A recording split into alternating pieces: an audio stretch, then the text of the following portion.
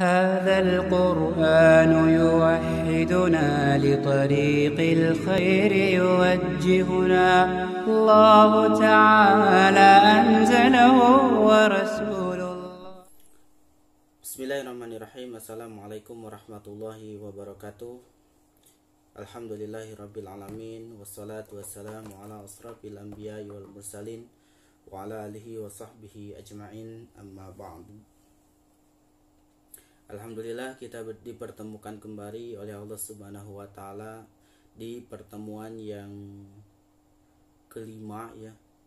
Insyaallah di pertemuan kali ini kita masih melanjutkan pembahasan kita tentang belajar dari rumah ini dan masuk kepada materi Asmaul Husna, Allah yang memiliki Al-Asmaul Husna, nama-nama yang baik. Sebelum kita kepada pembahasan, langkah baiknya kita membaca dulu ayat Allah Subhanahu wa taala dan untuk ayat yang akan kita baca adalah di ayat surat Al-Hasr ayat ke-22 sampai dengan 24. Kita baca bersama-sama untuk ayatnya. A'udzu billahi minasy syaithanir rajim. Bismillahirrahmanirrahim. Huwallahu alladzi la ilaha illahu alimul ghaibi wasyahadah huwar rahmanur rahim. Huwallahu alladzi la ilaha illahu al-malikul quddusus salamul mu'minul muhaiminul azizul jabbarul mutakabbir. Subhanallahi amma yushrikun. Wallahul khaliqul bari'ul musawwiru lahul asma'ul husna. Yusabbihu lahu ma fis samawati wal ard wa huwal azizul hakim. Masya Allah ya, Allah Subhanahu wa taala memberikan satu pelajaran kepada kita semua bahwa di sini Allah Subhanahu wa taala memperkenalkan dirinya. Wallahu allazi, dialah Allah, allazi yang la ilaha illahu, tidak ada ilah, tidak ada zat yang berhak untuk diibadahi illahu kecuali dia. Siapa dia itu? Allah Subhanahu wa taala.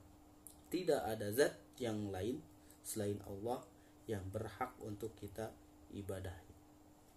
Barang siapa yang meyakini bahwa ada Tuhan, ada ilah selain Allah Subhanahu wa taala, maka orang tersebut telah musyrik, orang tersebut telah keluar dari agama Allah Subhanahu wa taala. Agama Allah adalah Islam yang mengakui bahwa Allah itu adalah Rabb, Allah itu adalah ilah yang berhak untuk diibadahi. Selain Allah itu adalah makhluknya. Alimul ghaibi wasyahadah. Allah itu mengetahui, maha mengetahui al-ghaib yang tidak nampak atau yang gaib ya, yang tidak nampak di depan mata kita, yang tidak kelihatan oleh mata kita.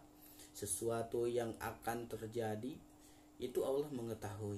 Kita tidak dapat menebak bakalan terjadi apa 1 detik ke depan, 1 jam ke depan, sehari ke depan, seminggu ke depan, setahun yang akan datang. Kita tidak bisa menebak, kita tidak bisa namanya mengetahui ya apa yang akan terjadi. Allah Subhanahu wa taala mengetahui itu semua, Maha mengetahui itu semua. Wasyahadah, dan Allah mengetahui yang nampak, yang kita lihat, yang ada yang dapat kita jangkau oleh anggota tubuh kita ya. Allah akan mengetahuinya, Maha mengetahuinya ya.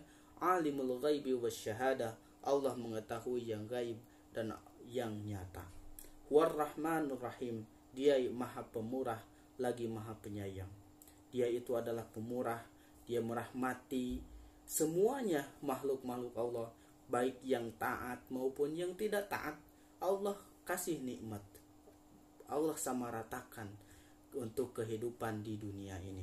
Ar-Rahim, dan Allah pun Maha Pemurah kepada kaum muslimin, akan diberikan kenikmatan yang tidak terhingga nanti di akhirat Allah Subhanahu wa taala. Wallahul ladzi la ilaha illahu. Sekali lagi Allah Subhanahu wa taala di dalam ayat ini menegaskan bahwa Dialah Allah yang tidak ada ilah, tidak ada sesembahan ilahu kecuali Dia. Al-Malikul Quddus, Dia itu adalah yang maha merajai, yang memiliki kerajaan, yang maha suci. Salamul Mu'min, sejahtera, yang maha menjaga, yang memiliki penjagaan. Al-Muhaimin, Al-Aziz, Al-Jabbar, Al-Mutakabbir, itu adalah nama-nama Allah Subhanahu wa taala. Subhanallahi amma yusyrikun, Allah maha suci dari sesuatu yang musyrikan terhadap mereka-mereka yang menyekutukannya. Allah maha suci dari sekutu-sekutu. Huwallahul khaliq, Dia Allah itu adalah maha pencipta. Bariun, maha pencipta yang mengadakan. Al-Musawwir, Dia Allah itu adalah yang maha membentuk. Lahul asmaul husna, yang Allah itu memiliki nama-nama yang baik. Yusabbihu lahu ma fis samawati wal ard, bertasbih kepadanya apa yang ada di langit dan apa yang ada di bumi. Semuanya, baik hewan, tumbuhan, semuanya di dunia ini semuanya bertasbih kepada Allah Subhanahu wa taala. Wa huwal azizul hakim, dan Allah itu maha perkasa dan maha bijaksana. Di dalam ayat ini Allah Subhanahu wa taala memberikan pelajaran kepada kita.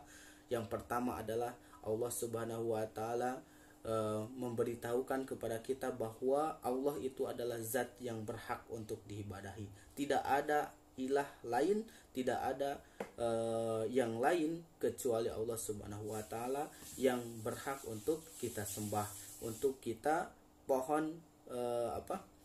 mohonkan ampunan, mohonkan pertolongannya.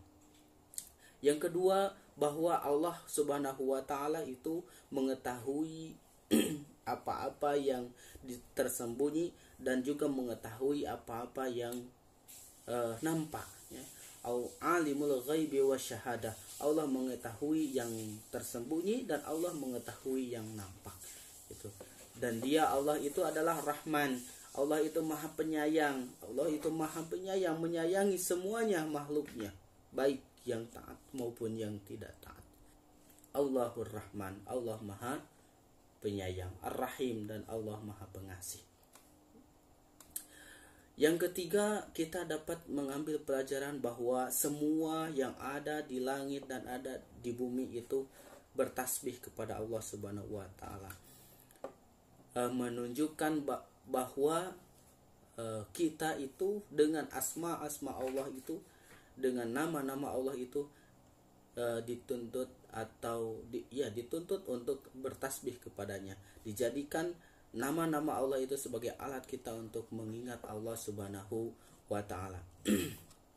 Seperti kita ketahui bahwa Allah Subhanahu wa taala menciptakan alam ini, menciptakan jin, menciptakan manusia itu tidak ada yang semata-mata Allah ciptakan begitu saja, tetapi ada tujuannya.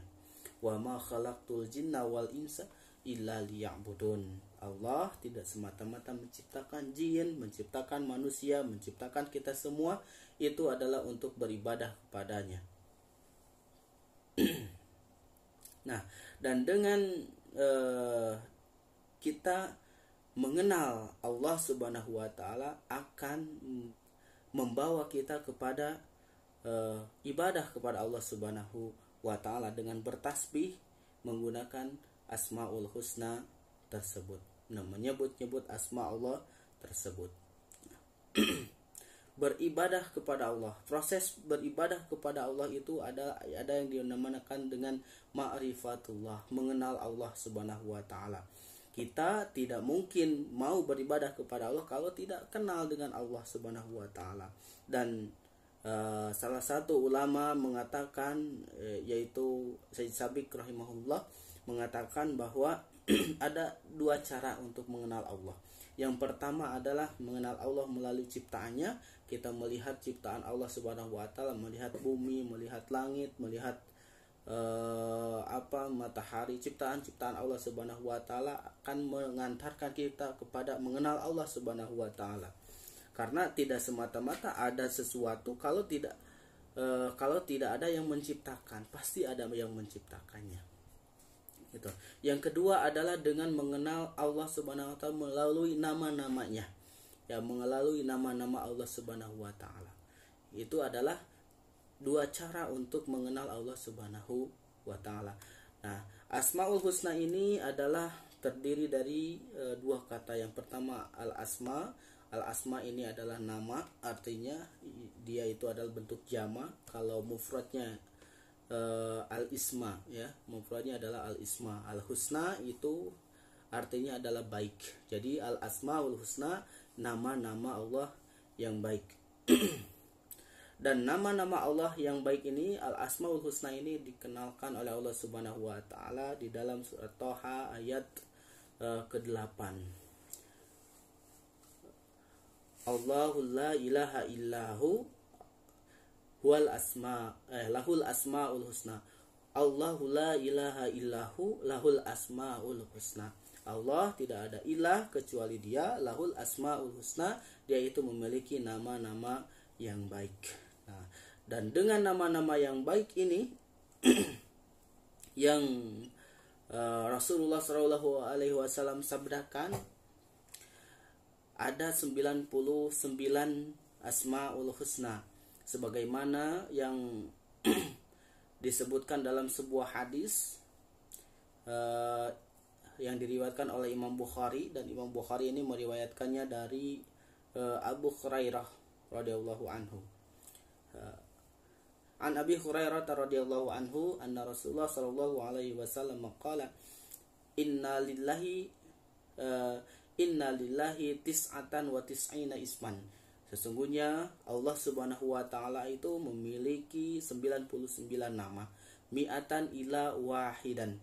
Jadi 100 kurang 1. Man ahsaha, barang siapa yang menghafalnya, dakhalal jannah, dia akan masuk surga. Nah, maksud dari perkataan ahsaha di sini, menghafal di sini adalah menjaganya, memahaminya, menzikirkannya, menjadikannya doa, mengulang-ulang dan membacanya, dan berusaha berakhlak dengannya, serta mengetahui makna-maknanya.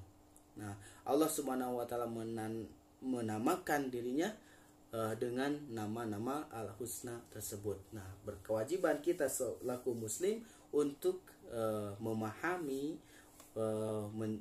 berdoa dengannya. Nah, sebagaimana di dalam firman Allah Subhanahu wa taala dalam surat Al-Waqiah ayat 96, fasabbih bismi rabbikal azim, maka bertasbihlah dengan menyebut nama Tuhanmu, nama Rabbmu yang azim, yang maha mulia, maha agung. Juga Allah Subhanahu wa taala berfirman di dalam surat Al-A'raf ayat ke-180, walillahil asmaul husna fad'uhu biha. Dan Allah itu memiliki nama-nama yang baik, fad'uhu biha, maka berdoalah kepadanya biha dengan nama-nama itu. Nah, kita diajarkan oleh Allah Subhanahu wa taala, disuruh oleh Allah Subhanahu wa taala untuk memanggil Allah itu, untuk berdoa kepada Allah, menyeru kepada Allah dengan nama-nama yang baik ya, dengan nama-nama Allah yang baik, al-asmaul husna. Contohnya adalah ketika kita ingin dikasihani oleh Allah, disayangi oleh Allah, kita panggil dengan namanya, ya Rahman irhamna ya Allah, innaka khairur rahimin, anta khairur rahimin, misalkan ya. Kalau kita ingin diampuni oleh Allah Subhanahu wa taala dari dosa-dosa kita dengan memohon dengan menggunakan nama-namanya, ya Ghaffar ighfirli ya Almirin. Jadi Allah itu akan mudah mengabulkan doa-doa kita dengan kita berdoa menggunakan al-asma atau nama-namanya yang baik ya. Itu ya Razzaq ya, banyak nama-nama Allah sebanyak 99 itu gunakan kita untuk berdoa kepadanya, untuk berzikir kepadanya, dan kita realisasikan dalam kehidupan sehari-hari. Nah, mungkin cukupkan di situ saja ya untuk pertemuan kali ini. Mudah-mudahan ada manfaatnya dan kita terus untuk tidak bosan-bosan ya menuntut ilmunya Allah Subhanahu wa taala. Silakan kita tambah informasi, kita tambah ilmu-ilmu melalui kajian-kajian, melalui YouTube, melalui apa saja yang bermanfaat ya, kita jadikan itu adalah ilmu. Wabillahi taufiq wal hidayah. Wassalamualaikum warahmatullahi wabarakatuh.